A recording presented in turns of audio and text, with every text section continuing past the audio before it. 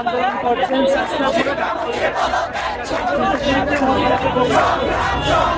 বিক্ষোভ, সড়ক অবরোধ এবং রাস্তা অবরোধ করে সন্ধ্যায় জাতীয় সংসদ ভবনের সামনে আমরা দেখেছি যে এইচএসসি পরীক্ষার্থীরা অবস্থান নিয়েছেন এবং ভুয়া ভুয়া বলে স্লোগান দিয়েছেন এবং সারা দেশের চিত্র ছিল এরকমই। টানা বৃষ্টি এবং জলাবদ্ধতার মধ্যে গতকাল সোমবার যে এইচএসসি পরীক্ষা নেওয়ার প্রতিবাদে শিক্ষামন্ত্রী আনম এহসানুল হক মিলনের পদত্যাগ দাবিতে আজ মঙ্গলবার সকাল থেকে ঢাকা সহ সারা দেশে আমরা এই চিত্র দেখলাম।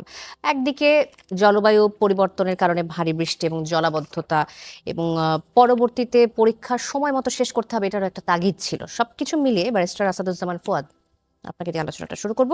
এই যে শিক্ষামন্ত্রী দাবি করছেন যে জেলা প্রশাসন, আবহাওয়া অধিদপ্তর, শিক্ষা বোর্ডের যারা যারা ছিলেন তাদের সবার সাথে মিলে একই মিটিংয়ে সমন্বয় করে এই পরীক্ষাটা চালু রাখা হয়েছে।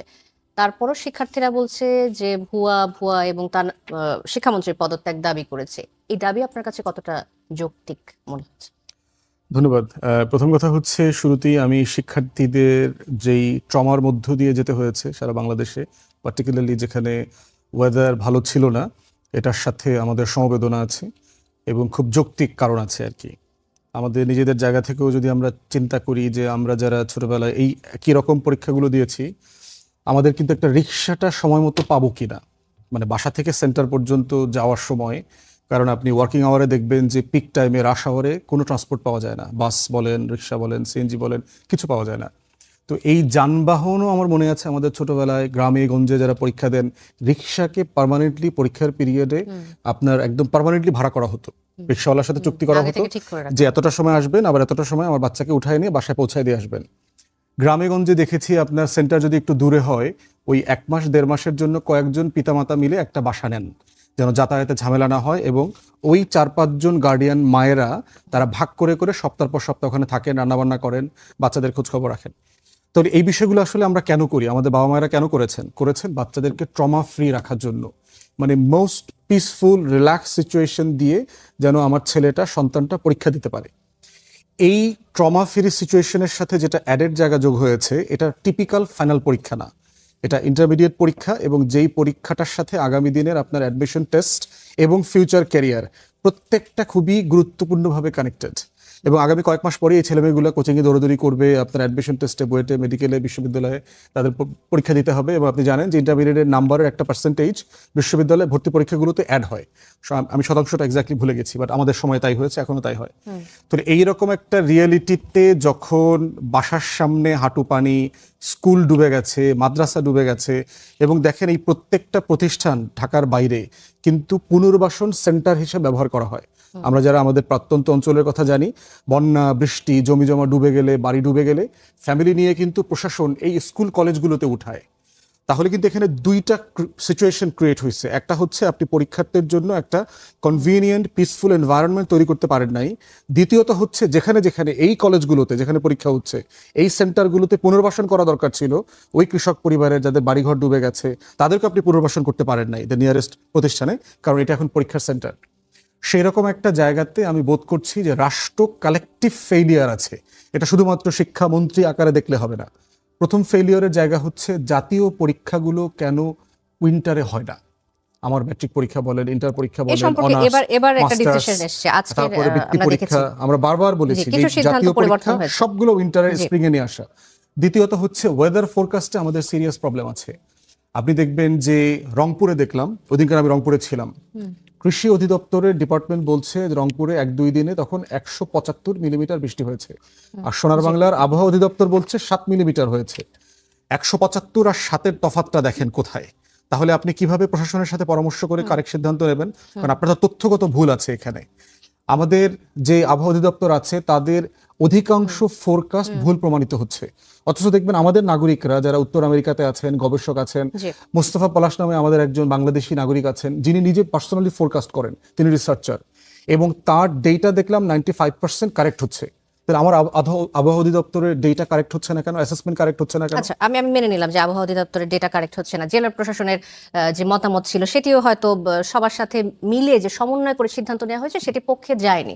তারপর যে সিদ্ধান্তটা নেওয়া হলো সেটি তো একা শিক্ষামন্ত্রীর সিদ্ধান্ত না, তো তার পদত্যাগের যে দাবি করা হচ্ছে শিক্ষার্থীদের কাছ থেকে, এটিকে আপনি যৌক্তিক মনে করেন?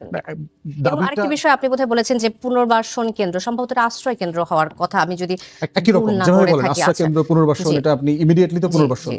যেটা কয়েক ঘন্টার জন্য করা হয় অথবা কয়েকদিনের জন্য করা হয়। দেখেন, গণতান্ত্রিক রাষ্ট্রে আপনি তো সরকারকে এক জায়গাতে পিন পয়েন্ট করতে হবে, আপনি দায়টা কাকে দেবেন। সার্টেনলি শিক্ষামন্ত্রী তো এই সব কিছু করেন নাই, সবাই মিলে করেছেন। দেখেন, শিক্ষামন্ত্রী কিন্তু পার্লামেন্টে বলেছেন ফিজিক্স কোশ্চেনে যে ভুলটা আসছে এটা গত বছরের রিডার করছে। আমি ওই প্রসঙ্গে আসছি, আমি কিছুক্ষণের মধ্যে ওই প্রসঙ্গে আসছি। তাহলে দেখেন যে একটা গণতান্ত্রিক রাষ্ট্রে যে কোনো নাগরিকের ক্ষুব্ধ হবার পরে যে কারো মন্ত্রী লেভেলের অথবা সরকারের উচ্চপদস্থ কর্মকর্তার পদত্যাগ দাবি করা একটা গণতান্ত্রিক অধিকার। এখন প্রশ্ন হচ্ছে যে এইটা আমার কালচারে আছে কিনা, এইটা পদত্যাগ করলে সমাধান হচ্ছে কিনা, এই পদত্যাগের মাধ্যমে কি অন্যান্য স্টেক হোল্ডারকে আপনি অবলুপ্ত করে দিচ্ছেন কিনা অথবা তাকে মাফ করে দিচ্ছেন কিনা, আসল যারা দায়ী সেই মানুষগুলোকে আপনি আইডেন্টিফাই করতে পারছেন কিনা। আমার মনে হয় যে প্রধানমন্ত্রীর তরফ থেকে একটা সিরিয়াস ইনভেস্টিগেশন হওয়া দরকার, যে কোথায় কোথায় লুপহোলটা হয়েছে, ভয়েড হয়েছে। একটা তদন্ত কমিটি এবং প্রয়োজনে একাধিক তদন্ত কমিটি হতে পারে সেক্টর ওয়াইজ, আবহাওয়া রিলেটেড যে ফোরকাস্ট সিস্টেমে একটা ইনভেস্টিগেশন হওয়া দরকার, পরীক্ষার প্রশ্নপত্রে ভুল হয়েছে ইনভেস্টিগেশন হওয়া দরকার, ইমিডিয়েট ক্রাইসিস ম্যানেজমেন্টে ঝামেলা আছে।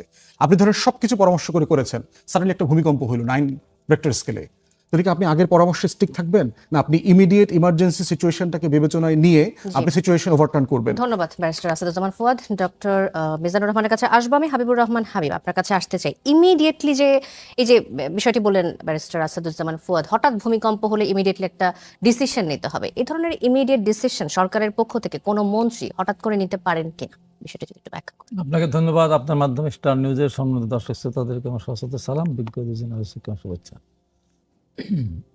ভূমিকম্প হইতে কত লোকালয় ধ্বংস হয়ে যায়।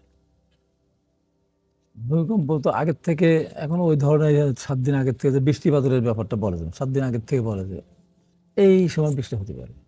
ভূমিকম্পের ক্ষেত্রে এখনো মনে হয় অতখানি অ্যাকুরেসি আসেনি। এখন সেটার সাথে যদি আমরা তুলনা করি, ভূমিকম্প হলো সাথে সাথে ডিসিশন কি দিবে, ভূমিকম্প পিছিয়ে দেবে। ভূমিকম্প তো আবার সারা দেশব্যাপী একই মতো হয় না।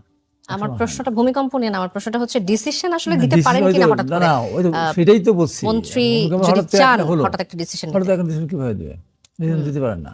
আর যে ঘটনাটা যে ঘটলো, যেটা মন্ত্রীকে বাবা বলা, এটা এক মন্ত্রিত্ব ব্যাপার এখানে না। এখন আপনার পরিস্থিতিটাকে সামাল দিতে হলে এই মুহূর্তে আমার এবছর তো গেল, আমি 2টা জিনিস বলবো। আমাদের পরীক্ষাটা হয়তো ফেব্রুয়ারি মার্চের দিকে, হয়তো ফেব্রুয়ারিতে এসএসসি পরীক্ষা, এসএসসি মার্চ, সময়টা একটু পরিবর্তন করেছে, জানুয়ারির দিকে নিয়ে আসার পরিকল্পনা করা হচ্ছে। পরিবর্তন করতে হবে। শুধু এটা পরিবর্তন না, আমাদের বাজেট প্রতি বছর যে বাজেটের যদি পাশে না, এই যে আমাদের যে জুন ফাইনাল একটা আমাদের দেশে প্রচলিত আছে, কনস্ট্রাকশন কাজ, যে কোনো কাজ, বাজেট কত পার্সেন্ট বাজেট কাজ করলো বা কত পার্সেন্ট বাজেট বাস্তবায়ন হলো, জুন, এই জুনকে বাদ দিতে হবে। তো জুনে একই খেলা। এই যে বর্ষার সময় এখন তাড়াহুড়া করে কয়দিন আগে সব বিল পাস করা হলো, চেক দেওয়া হলো, তারপরে টাকা দেবে তাদেরকে। তাড়াহুড়াকে দেখা যাচ্ছে যে সারা বছর ধরে 40% 45% বাজেট মানে কাজ হলো, হঠাৎ করে দেখা যাচ্ছে জুন ফাইনালের আগে একবারে 75% হয়ে গেল। এটাও আমাদেরকে আমাদের বাংলাদেশের পরিস্থিতির কারণে এই যে আমাদের জুন ফাইনাল বলি যেটা আমরা, এটা জুন থেকে সরিয়ে নিতে হবে, ডিসেম্বর জানুয়ারি করতে হবে। আচ্ছা, এই হলো মানে আমাদের যে ভবিষ্যৎ ধরনের, মানে আপনি বলছেন সময়সূচি বছরে যেটা করা হয় এক সময়টা অবশ্যই পরিবর্তন করা প্রয়োজন বলে মনে এখন যে আজকে যে ঘটনা করলো, এখন মন্ত্রীকে ভুয়া বলে আমি যে পার্লামেন্টের সামনে যে চারিদিক থেকে অবরোধ, তাদেরকে সমাধান আছে? তাদের সমাধান নেই। যেটা হয়েছে যে প্রাকৃতিক দুর্যোগটা হলো, যেটা বিপর্যয় পানি, আমাদের বিএনপি অবশ্যই পেতে পানি ঢুকে গেছে, অনেক বাসা বাড়িতে পানি ঢুকে গেছে। এখন পরীক্ষার্থী যদি তার বাসা বাড়ি যদি পানি ডুবে যায়, সে পড়াশোনা করবে কি করে? আবার বৃষ্টির সাথে সাথে আবার বিদ্যুৎ সংকট দেখা দেয়। আবার যে স্কুলে যাবে, স্কুলের সামনে যেতে পারছে না। সেই জন্য তাৎক্ষণিকভাবে বন্ধ করে দিত যে ঠিক আছে পরীক্ষাটা পরে নেওয়া হবে, সিদ্ধান্ত একা মন্ত্রী নিতে পারেন না, একা নিতে পারেন না। এই জন্য সমন্বিত একটা প্রচেষ্টা থাকতে হবে। আমরা অনেক দেখি না, আগে যেমন হরতাল অবরোধের জন্য, বিরোধী দলের হরতাল অবরোধের কারণে কিন্তু পরীক্ষা পিছিয়ে দিত, হুম। যে এই পরীক্ষাটা অন্য পরীক্ষার ডেট ঠিক রাখতো, ওই পরীক্ষার ডেট দেখা যাচ্ছে ওই সব পরীক্ষা শেষে তখন আচ্ছা, বলতো যে এই পরীক্ষাটা হাবিবুর রহমান এমন হাবিব সময় হয়। নিজের বক্তব্যের জন্য দুঃখ প্রকাশ করে শিক্ষামন্ত্রী আনাম এহসানুল হক মিলন বলেছেন যে উচ্চ মাধ্যমিকের পদার্থবিজ্ঞান, হিসাব বিজ্ঞান ও যুক্তিবিদ্যা পরীক্ষা আবার নেয়ার ব্যবস্থা করা যাবে, এমন কথা তিনি বলেছেন আজ। কিন্তু সংসদে শিক্ষামন্ত্রী বলেছেন, গতকাল বলেছেন এটি, যে পদার্থবিজ্ঞানের ভুল প্রশ্নপত্রটি বিগত সরকারের আমলের মডারেটরদের তৈরি।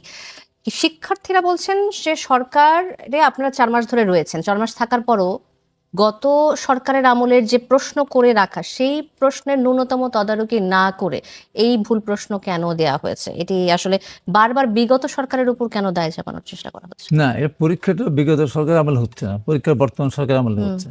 অতএব এটা পরীক্ষার একটা কারেন্ট ইস্যু, পরীক্ষার প্রশ্নপত্র কারেন্ট ইস্যু। বিগত সরকার প্রশ্ন করে গিয়েছে বলে সেই প্রশ্ন বা সেই নেতা আমি করবো না, আমারটা আমাকে দেখতে হবে।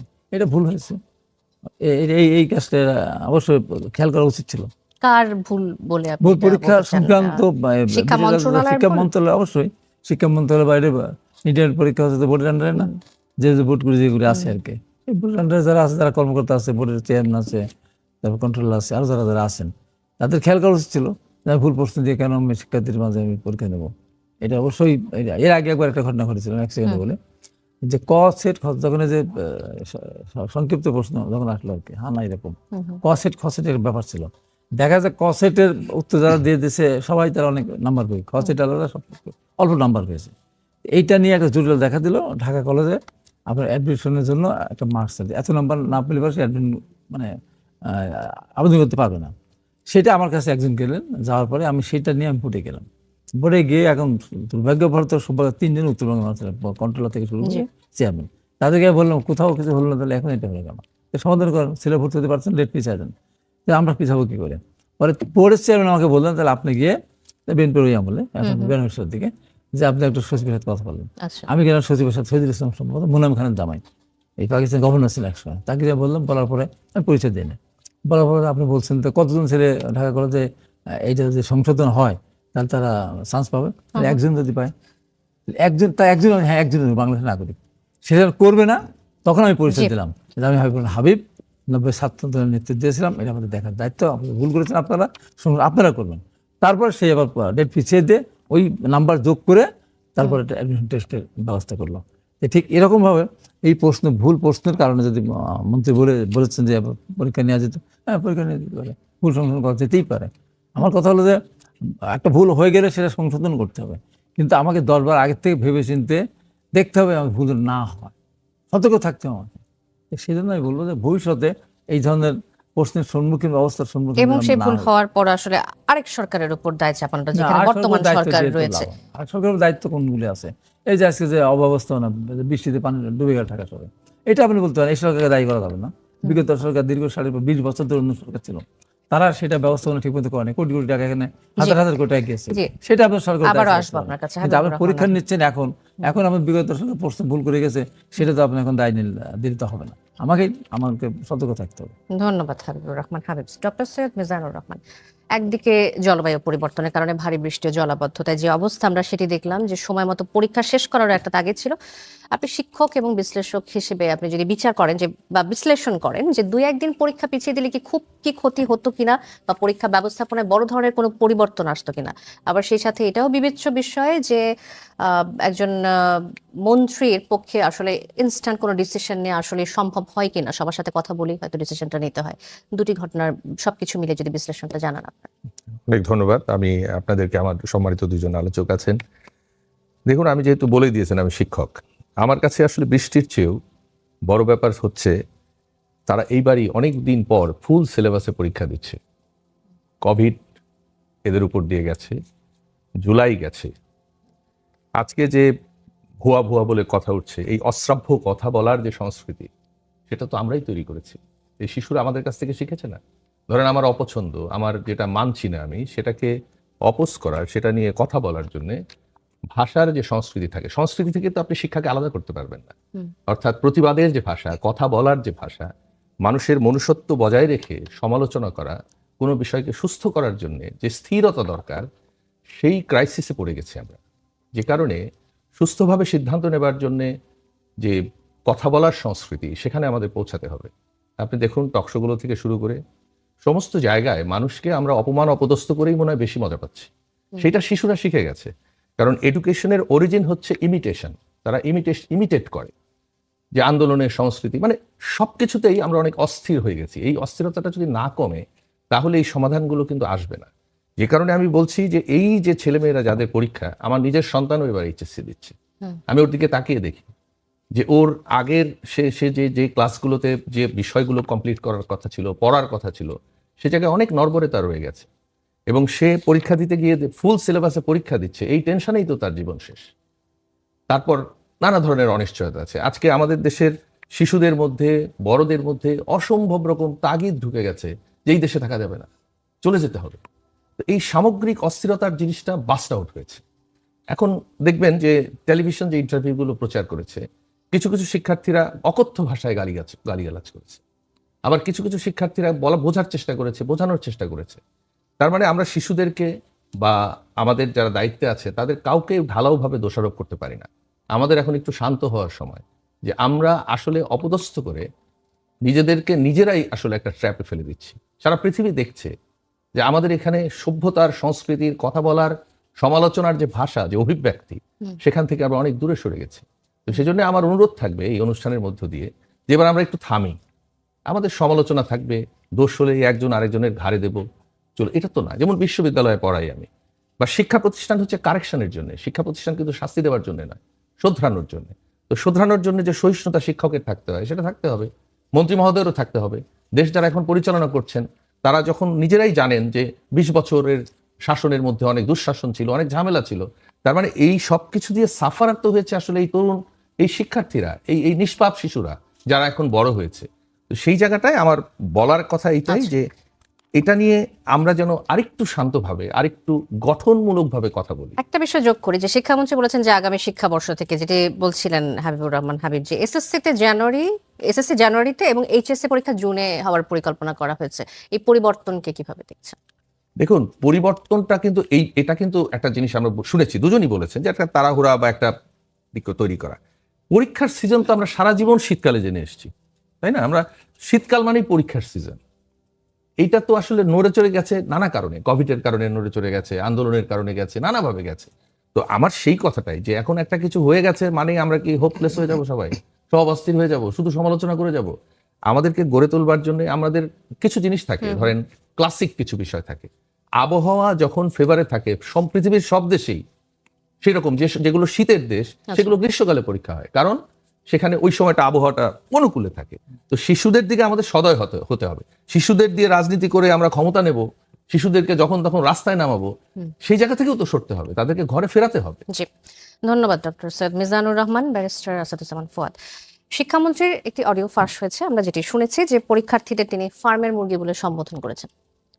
শিক্ষার্থীরা বেশ ক্ষুব্ধ হয়েছেন এই কথা শুনে, কিন্তু ফাঁস অডিওতে আমরা যদি একটু খেয়াল করি, শিক্ষামন্ত্রী বলেছেন যে আমি মিটিং এ বলেছি এরা তো ফার্মের মুরগি, একটু বৃষ্টির পানি মাথায় পড়লে জ্বর চলে আসে, এবং আমার মেয়েরও জ্বর চলে আসে। তিনি তার নিজের মেয়ের কথা বলেছেন, বৃষ্টিতে ভিজে জ্বর এলে পরের দিন তো পরীক্ষা দিতে যেতে পারবে না।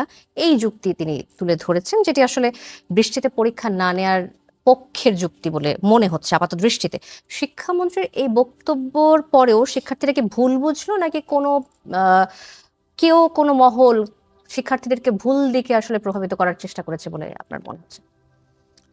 একটা বিষয় দেখেন যে যেই বক্তব্যটা একটা প্রাইভেট কনভারসেশনে দিয়েছে, সেটাকে পাবলিক মিটিংয়ের বক্তব্য আকারে ধরে নিয়ে যেই লেভেলে ইনফরমেশন ট্রিগার করেছে, এটা অসুন্দর।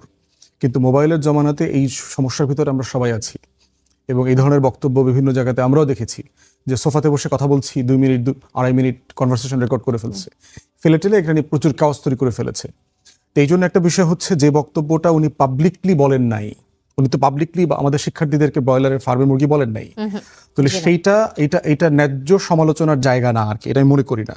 আমার মনে হয় যৌক্তিক সমালোচনার সরকারের জায়গা হচ্ছে, যেটা মিজান ভাই কারেক্টলি পয়েন্ট আউট করেছেন, যে আমাদের দায়িত্ব হচ্ছে যৌক্তিক সমালোচনার জায়গাটাকে ট্রিগার করে দেওয়া, পয়েন্ট আউট করে দেওয়া, যে আপনি এখন কেন ইমিডিয়েট সিদ্ধান্ত নিলেন না। আপনি বারবার প্রশ্ন করছেন, এখন হাবিব ভাই তো সরকারি দল করে, উনি তো সব উত্তর বলতে পারবে না।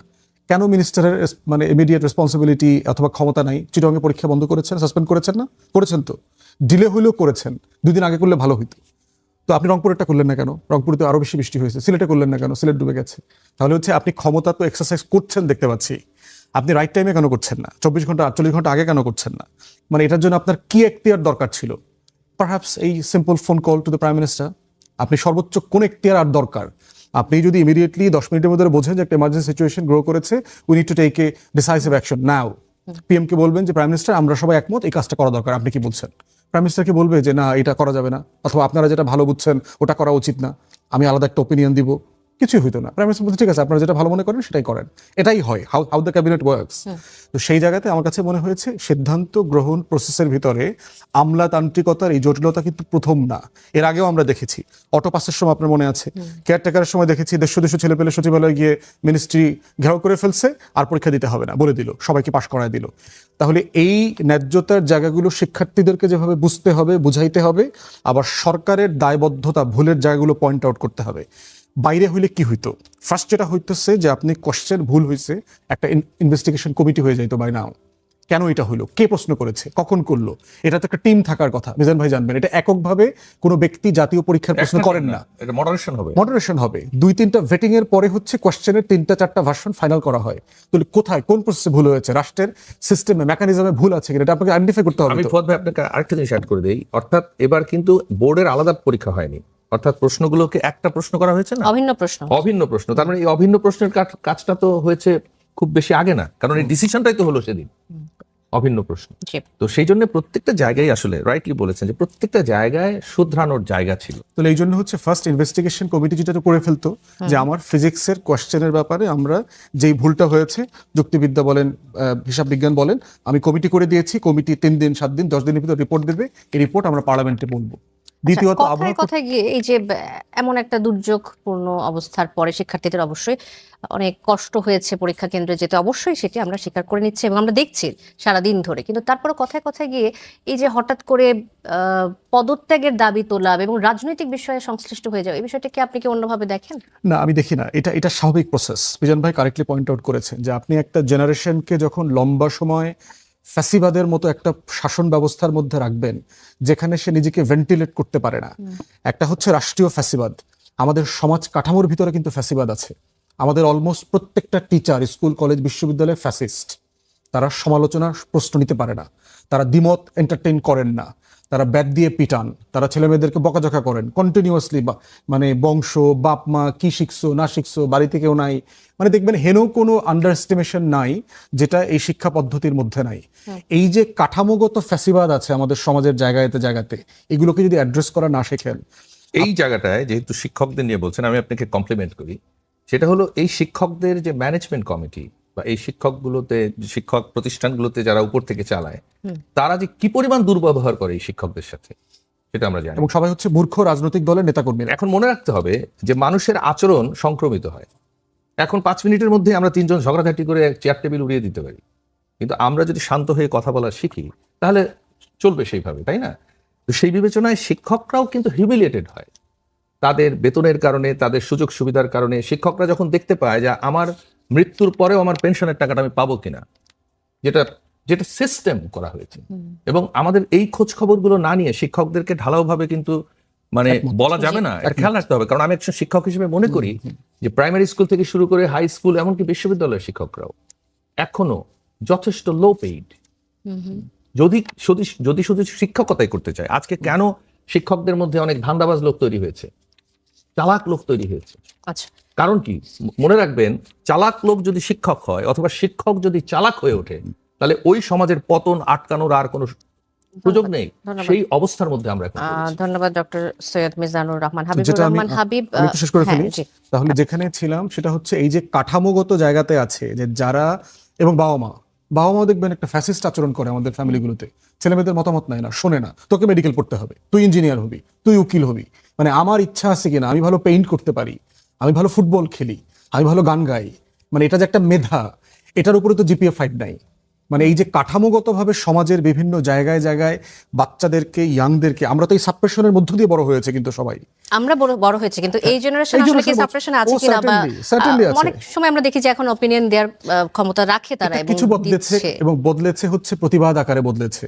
যেহেতু মোবাইলের কারণে প্রতিবাদ আকারে, বেয়াদবি আকারে বদলেছে, আচরণ আকারে বদলাচ্ছে না, এটা আচরণ ম্যানার আকারে বদলাইতে হবে। অতএব এই কাঠামোগত জায়গায় যদি আপনি ইয়ে না করেন, ধরুন ইংল্যান্ডে আমি স্কুলে কলেজে কাজ করেছি, সেখানে প্রতিবাদ করা প্রাইমারি স্কুলে শেখানো হয় কারিকুলাম, যে আজকে একটা নিউজ আসছে, ধরো এই স্কুলটা শাটডাউন করে দেবে, এখন তুমি কি করবা? তো ছেলেমেয়েরা সব ঘাবড়ায় গেছে, বলে যে অফকোর্স আমাকে তো প্রোটেস্ট করতে হবে। কি করতে হবে? কিভাবে ব্যানার করতে হবে, কিভাবে ফেস্টুন করতে হবে, ফেস্টুনে কি লেখা থাকবে, আমরা কি করব, স্কুলের সামনে কোথায় দাঁড়াবো, কি করা যাবে কি করা যাবে না, লোকাল ইনস্টিটিউশনে গিয়ে স্মারকলিপি দিতে হবে। এই পুরো গণতান্ত্রিক প্রতিবাদের সাথে তাকে ছোটবেলা থেকে পরিচয় করানো হচ্ছে। আপনি তো আমাকে পরিচয় করাচ্ছেন কিসের সাথে? মারপিটের সাথে, চাঁদাবাজির সাথে। আপনি কেন ছাত্রদলকে আজকে রাস্তায় নামাইলেন? প্রয়োজন ছিল? আপনি শিক্ষার্থীরা প্রতিবাদ করছে, তারা তো যে কারণে ন্যায্য কারণে করছে, যেটাকে আপনি সরকারিভাবে প্রশাসনিকভাবে করবেন। ছাত্রদলকে কেন রাস্তায় নামাইলেন? কি বলছে ছাত্রদলের? তারেক রহমান সংসদে, ছাত্রদল রাজপথে। কি মেসেজ দিচ্ছেন? এই রাজনীতি, কি মেসেজ দিচ্ছেন? মানে এই যে আপনি ক্ষমতার, আপনি যে মাসল প্লে করতেছেন, এই মাসল প্লে হাসিনা করে ধরা খাইছে না? আপনি এখন এই প্রসেসে কেন গেলেন? ছাত্রলীগ তো লাঠি নিয়ে নামতো, ছাত্রদল কি নামবে তা কেন? করেছে? আপনি শিক্ষার্থীদের এই ইস্যুতে রাষ্ট্রের সাথে তার লেনদেন, এটা তো বিএনপি দলের সাথে তার কোনো লেনদেন না। তো এই প্রতিবাদটা কার সাথে? রাষ্ট্রের সাথে। তো রাষ্ট্র আমার সাথে বোঝাপড়া করবে, সরকার বোঝাপড়া করবে, ছাত্র দলের ছেলে মেয়েদেরকে কেন ডিল করতে হবে? ধন্যবাদ অতএব ব্যারিস্টার। এই কাঠামোগত জায়গায় এবং আবহাওয়ার ব্যাপারে ইনভেস্টিগেশন হওয়া দরকার। যাদের কাছ থেকে আপনি পরামর্শ নিচ্ছেন, রাইট অ্যাডভাইস আপনি পাচ্ছেন কিনা? জি, সাধারণত ধন্যবাদ সিদ্ধান্ত নিতে ধন্যবাদ পারবেন না। ব্যারিস্টার আসাদুজ্জামান ফুয়াদ। যে দুটি বিষয় উঠে এসেছে হাবিবুর রহমান হাবিব, আবহাওয়ার বিষয়টি যেটি বারবারই বলছেন, যে পয়েন্ট আউট করছেন যে আমাদের দেশের আবহাওয়া অধিদপ্তরের যে পর্যবেক্ষণ, বেশিরভাগ সময়ে এই ফোরকাস্টগুলো আসলে ঠিক হয় না, সঠিক হয় না, এবং সেই সাথে ছাত্র দলের রাস্তায় নামার বিষয়টি অ্যাড্রেস করেছেন ব্যারিস্টার আসাদুজ্জামান ফুয়াদ। এই বিষয়ে আপনার মন্তব্য জানতে চাই। আমি প্রথমটা বলি আবার ব্যাপারটা। আগের দিনে কৃষকরা মনে করতো যে এই দিন বৃষ্টি হবে, এই সময় বৃষ্টি হবে, এই সময় ধান বুনতে হবে, এই সময় নিয়ে দিতে হবে, ওরা নিজেরাই আবহাওয়াবিদ ছিল। এখন আমাদের যে আবহাওয়া অফিস আছে, আবহাওয়া দপ্তর আছে, এখানে আপনার ব্যক্তি বসে থাকে, কিন্তু যেটা দিয়ে যারা ফোরকাস্টটা করবে সেই মেশিন, হুম। সেটার ক্ষেত্রে আমাদের দেশের দুর্বলতা আছে। এটা তো বাইনোকুলার দিয়ে দেখে তাকায় দেখতেছেন আকাশে এরকম মেঘ লাগলো কি না লাগলো, এটা একটা নিশ্চয়ই জন্য আধুনিক যন্ত্রপাতি উন্নত বিশেষে আছে, আমাদের ওই জিনিস দিক খেয়াল করতে হবে, সেটা আমাদের নিয়ে আসতে হবে। খালি কয়েকটা লোক বসে দিলে আর সে দিন শেষে বললো 3 দিন বৃষ্টি হবে, 2 দিন পর বৃষ্টি হবে না। যেমন গত শনিবার দিন আমার ঈশ্বরদীপ মেয়র, 3বার মেয়র ছিলেন, ফাঁসির আসামি ছিল, অন্যায়ভাবে তাদের দেওয়া হয়েছিল, চ্যানেল সদস্য মারা গেছে। আমি বৃহস্পতিবার ডেটটা চেঞ্জ করলাম, আমি যেতে পারবো না, শুক্রবার দিন মিলাদ, বৃষ্টি কম বেশি পড়বে। শনিবার দিন আমি প্রোগ্রাম দিয়েছি, বিকালে শোক র্যালি করবো, সকাল থেকে বৃষ্টি হচ্ছে। এখন হঠাৎ করে একজন বলে বসলো যে আবহাওয়া দপ্তরের সাথে কথা বলেছে অমুক, বলেছে 3টার পর থেকে মুষলধারে বৃষ্টি হবে। আচ্ছা, আমি বললাম যে 3টার পর থেকে বৃষ্টি হোক, যা হোক, বৃষ্টি ভিজে দরকার হলে আমরা প্রোগ্রাম করবো। মজার ব্যাপার হলো কি, 3টা 7 দিনের পর থেকে কোনো বৃষ্টি নেই, রাত 10টা পর্যন্ত কোনো বৃষ্টি নেই, একদম টাটকা হওয়া। কত সুন্দর প্রোগ্রামটা, মানে একদম উল্টো, একদম উল্টো প্রেডিকশন ছিল। হ্যাঁ, একদম উল্টো। চ্যাট জিপিটিও তো আজকাল ভুল বলে না। এই জন্য আমার মনে হয় যে আমাদের এই যন্ত্রপাতি যেগুলি দিয়ে আমরা সেই জায়গাগুলো ত্রুটি আছে, সেগুলি আধুনিক করতে হবে, তাহলেই আমরা আবহাওয়াটা সঠিক মতো আমরা প্রকাশ করতে পারবো। আচ্ছা, এটা গেল একটা দ্বিতীয়ত হলো বিষয়। ছাত্র দলের মিছিল সম্বন্ধে উনি যেটা বললেন, আমার নলেজে নেই, তবে আমার নলেজে এটা আছে যে ছাত্রদল মিছিল অন্য কারণে করেছে। এই যে এরা যে মিছিল করছে, শিক্ষামন্ত্রী ভুয়া করেছে, স্লোগান দিয়েছে, এই কারণে করে অন্য একটা প্রোগ্রাম ছিল, সেই কারণে ছাত্রদল স্লোগানটা ওইটা হতে পারে, স্লোগানটা হ্যাঁ 4 নম্বর সংসদে আমরা রাজপথে আছি।